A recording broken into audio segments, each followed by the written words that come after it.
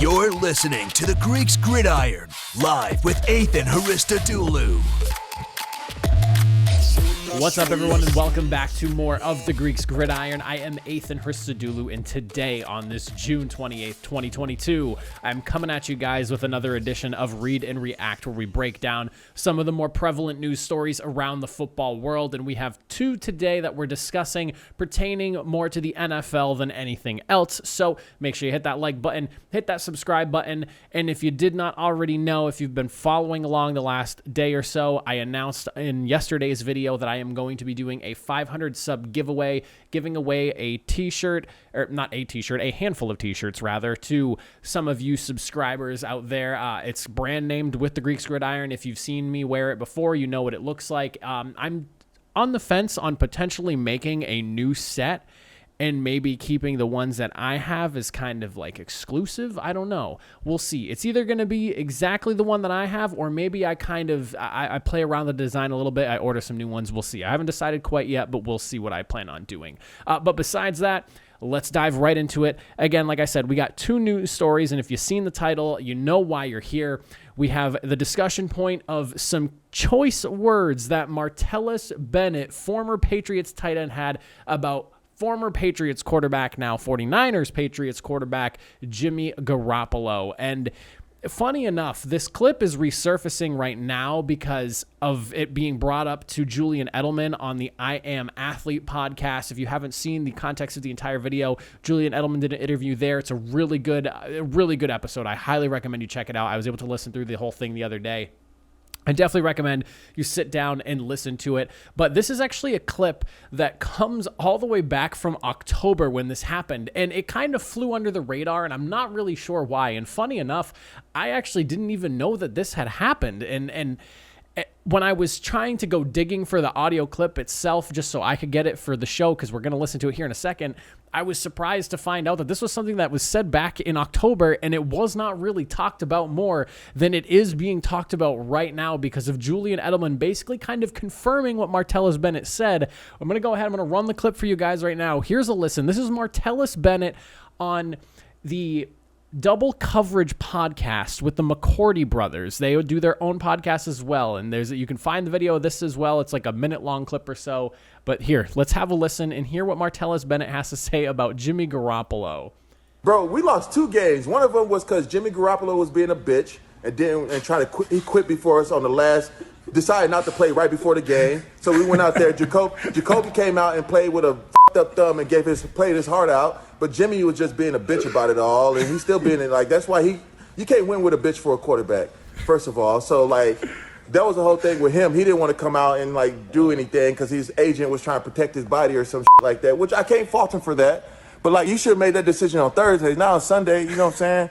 So anyway, so he not going out there. So Jacoby strap up, and we lost to the Buffalo Bills, which we shouldn't have lost. It was just the last minute try to make adjustments for what Jacoby could do. So yeah, some obvious choice words from Martellus Bennett there. I bleeped out some of the things, and I cleaned up the clip a little bit here, but I wanted to make sure the context of what he was trying to actually say got across there. I think it's pretty clear Martellus Bennett is not the biggest fan of Jimmy Garoppolo, and that is one of the more off-the-wall like commentaries I've heard one player speak about another player. And again, this is something that it's funny that it's being run as big of a story now as opposed to when it was first released back in October. Like, this is not new. When I was doing the digging to find this clip, and when I initially started looking after hearing about it, I kept finding this video from October, and I was like, there's no way that this is the right thing. And then I finally decided to click on it, my stubborn me, and I was like, oh my God, this is the clip. Like, how did something like this not get brought up? And, this isn't the first time that Jimmy Garoppolo's toughness has been called into question, and the reason it's such a big deal now is because, like I mentioned earlier, Julian Edelman now had this brought up to him, and he had a reaction based off of what Martellus Bennett had to say. I also have the audio for that as well, so we'll go ahead, we'll take a listen. Again, this is Edelman on the I Am Athlete podcast. He essentially reads through what was said. They don't play it for him live on the show. He reads through it off of a piece of paper, and then from there he gives his reaction. So this is what it is. Week 3, like the first quarter against the Buffalo Bills or the Jets, and he hurts his non-throwing shoulder, his left shoulder. And Jacoby came in, led us to a win. And the next week, but in the game, Jacoby... Was that a big deal, like the non-throwing shoulder? I mean, I don't know. We're all football players here. All football players. But Jacoby broke it. He tore his ligaments in his thumb in the win against the Week 3 team. And so we go into Week 4, and, I guess, Jimmy was practicing and then, decided not to play. And Jacoby played with, no ligaments in his thumb, which you can't do that as a quarterback. You can't grip. And if it's your left, and a lot of guys got mad about it. I'm not going to lie, I got mad about it. I sacrificed my body all day long. I was taking shots for this, numbing up that, ribs, broken ribs, shoulders, grade 3, hanging on by limbs just to play, And, I can understand why Marty thinks like that.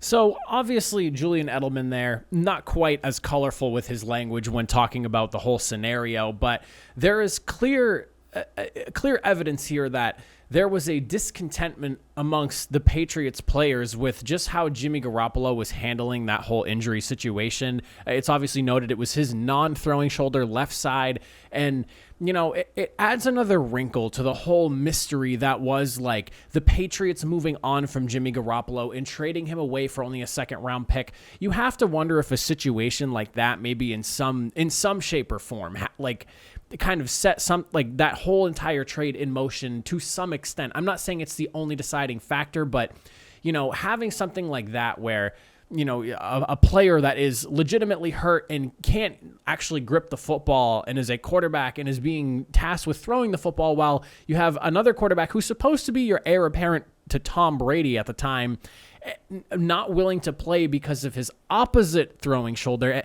It definitely brings up a lot of questions here. I'm not going to sit here and pass judgment on Jimmy Garoppolo because, at the end of the day, we don't know how much pain he was in, what the issue was, and all of that. So I'm not going to sit here and dive into all that nonsense. I'm not going to sit here and call out Jimmy Garoppolo and call him names or everything, because who am I to say anything like that? But what's interesting to me about this whole scenario really is just like the wrinkles it adds to, the head scratching that was initially when Jimmy Garoppolo got traded away, when a lot of people thought that, Bill Belichick really liked this guy and he wanted him to be the heir apparent to Tom Brady. And, a lot of the questions that were just going on and things, it's very interesting to hear stuff like this start to come out now, where questions have also surfaced from, leaks and things like that from the 49ers side of things now, where the same kind of issue is kind of, rearing its ugly head again. And now, Jimmy Garoppolo rehabbing an injury now is kind of just,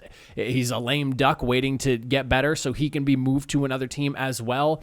The 49ers obviously want to move him, but nobody is willing to touch him until he, his shoulder has completely healed and he's able to throw footballs again effectively, prior to his injury. It's a lot to take in, and it raises a lot of questions here. And, while it is a colorful and fun story to sit here and talk about and to laugh about and hear some of the reactions from these players and everything, it really does kind of peel a layer of the onion back into the whole mystery that was the end of Garoppolo's time in New England, and also shine some light on similar issues that are again popping up once more here in San Francisco as Jimmy Garoppolo gets set to move again. I'm still looking forward to seeing where he goes. There's obviously a couple of quarterback needy teams out there, Seattle Seahawks, the Panthers, just to name a couple of teams that need a QB here. I would say that the Giants are definitely someone who also needs a quarterback as well. While I know they're saying they're committed to Daniel Jones, could they potentially be like a dark horse to maybe try to make a move and go after someone like Jimmy G? And because if they think, they have a really good roster and they just need an answer at the quarterback, Jimmy could be the guy. I don't know if we've seen the best football or not from Jimmy Garoppolo. I will go out and say this. I'm not the biggest buyer of Jimmy Garoppolo. I will say that. There's definitely some flaws to his game that I've seen just throughout the years watching him, especially as somebody who lives in New England. I've got to watch Jimmy G a little bit closer than other people have. So, Do I think he's an upgrade for some teams? Certainly. Absolutely. When you have Sam Darnold as your cornerback in Carolina and you're deciding between Drew Lock and Geno Smith in Seattle, I think those teams are very much in the running and in consideration for potentially landing Jimmy G. And you obviously have like the Baker Mayfield thing going on. So, that's still muddy waters. And I'm sure Jimmy Garoppolo's availability becomes a bargaining chip for that as well. There's a lot to look at here, but it's interesting to see something like this come up here where, someone said something about it, like came out and publicly said something about it that was a former teammate of his months ago, and now it's being, doubled down on and being reaffirmed that, it kind of was the case. And it sounds like there's other players that were unhappy with the situation as well. A lot of craziness, I will say. But that's all I have to say about that. Absolutely wild story, interesting stuff. We'll have to see what comes of it. I'm curious if Jimmy Garoppolo says anything about it, or if anyone within his camp or anything comes out from Jimmy's side on all that. I kind of doubt it, but my goodness, did I ever expect to hear players just outright calling other players bitches? No, not in the slightest, not in the slightest. The second story we're running with here was big news, pretty much of a bombshell dropped over on the Houston Texans. They are going to be sued, or they're being sued, rather, I guess I should say, for allegedly enabling Deshaun Watson's behavior. So the woman filing the lawsuit says, I have a bunch of bullet points here for you guys. Watson reached out to her on Instagram to arrange a massage back in November of 2020. She also claims that the Texans learned about Watson's history of soliciting massages from women on the social media platform as early as June of that year. Then it goes on, the owner of a Houston massage studio, complained to the Texans that Watson was seeking out unqualified strangers. So right there, some pretty damning accusations that, the Texans were well aware of what was going on. There was the report that came out a while back about, the 66 different masseuses that he worked with over the course of like a year and a half or whatever it may be. So a lot of questions being raised there just about how much the Texans actually knew what was going on. And what's bizarre is a lot of people initially looked at this as it was the Texans. One of the arguments I would see on Twitter or wherever it may be often enough was, this is the Texans trying to set up Watson because they want, he wants to get out of there and they're trying to ruin his career. Well, hypothetically speaking, if that was the case, like, my goodness, did that backfire, because now the Texans are being sued. And, it goes on to talk, Tony Busby, the attorney that's representing this woman and also the other women who have been doing the civil lawsuits with Deshaun Watson, wrote in a tweet on Monday that this is the first lawsuit in what he thinks will likely be many going geared towards the Texans now. So with what kind of feels like we're drawing somewhat towards the end of the Watson situation, at least in terms of like how the NFL is going to handle it and everything. He has his hearing today. Whether or not we get an actual ruling on a suspension today is kind of up in the air. It does not sound like that's going to be the case. Ian Rappaport on the Pat McAfee show yesterday did not sound very confident that we'd be getting a decision today. And it sounded more like it's going to be closer to training camp, but we will know between now and then. So at some point in the next couple of weeks, we will have an answer, but maybe not in the next day or two. But it sounds like, at least in terms of like the NFL's handling, we're kind of getting to somewhat of not a solution, but like, I guess like grounding on a suspension here, or what's going to happen for Watson. The Texans, apparently their head of security was providing Watson with a non-disclosure agreement to use to protect himself, quote unquote, from the woman. And also the lawsuit continues on to state that Watson was using that NDA when he solicited more massages from other women as well, that it wasn't just a one-off thing either. It was an NDA that he was essentially bringing to multiple masseuses at a time, having them sign them and threatening, to withhold pay or whatever it may be from them for, this circus of what this has become,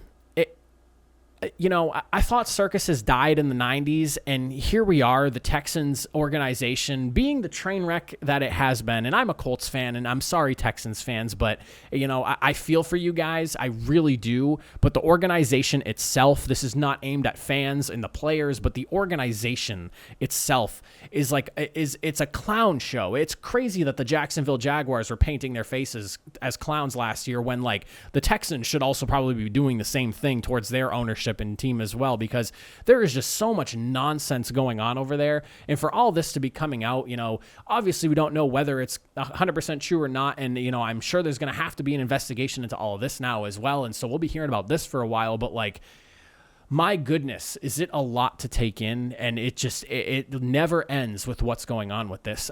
Obviously, I hope, the truth comes out. I hope, we come to to figure out what exactly went on with all this, because this is a lot to take in here. And, if you're the Texans, and like I was saying, hypothetically speaking, like some people on the internet wanted to claim, if the Texans were really trying to oust Watson here because he wanted to leave, goddamn, did it backfire? And in reality, I don't really think that was the case.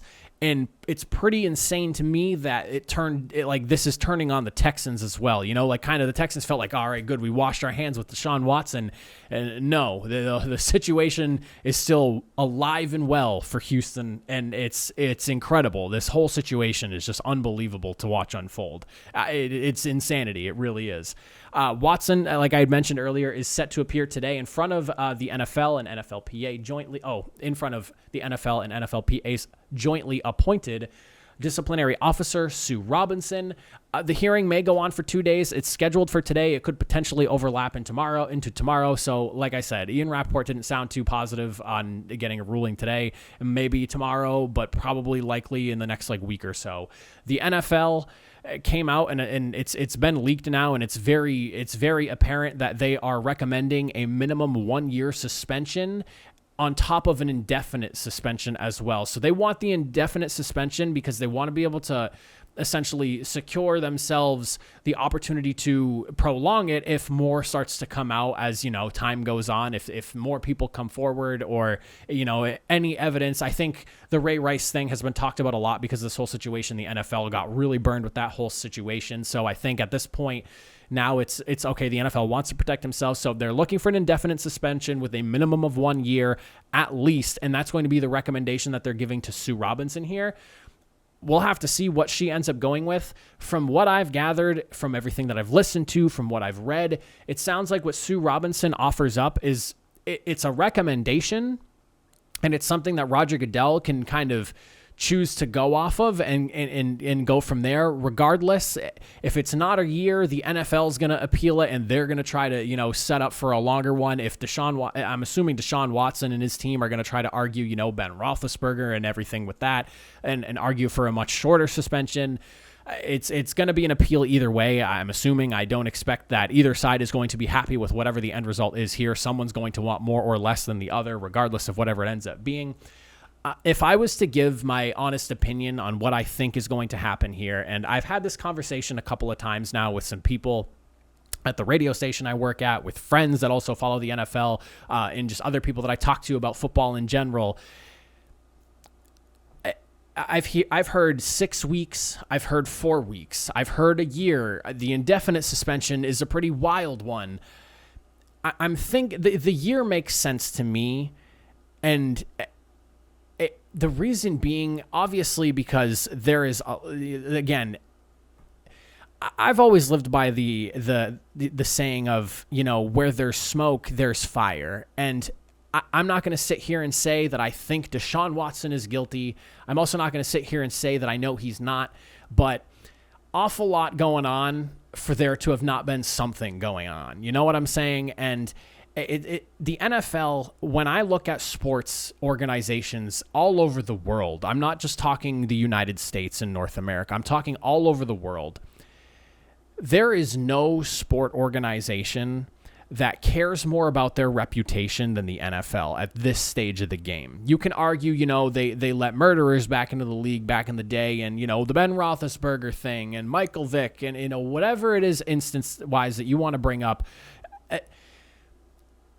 In today's day and age, the court of public opinion has never been stronger, and it's clear that the NFL is trying to do a lot of damage control from past mistakes and trying to set examples and make statements as to, we will not tolerate or accept behavior that is going to compromise the integrity of our sport, of our brand, and everything like that. So a year makes sense to me because